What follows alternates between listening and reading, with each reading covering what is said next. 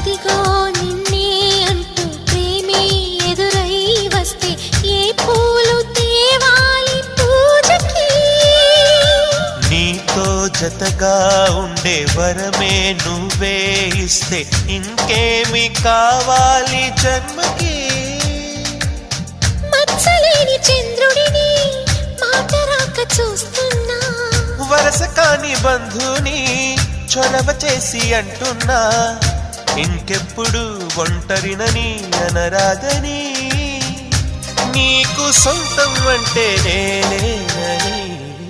కొమ్మ కొమ్మ విన్నావమ్మ కోయిల వస్తుంది, వస్తూ వస్తూ తనతో వెన్నెల వెలుగులు తెస్తుంది.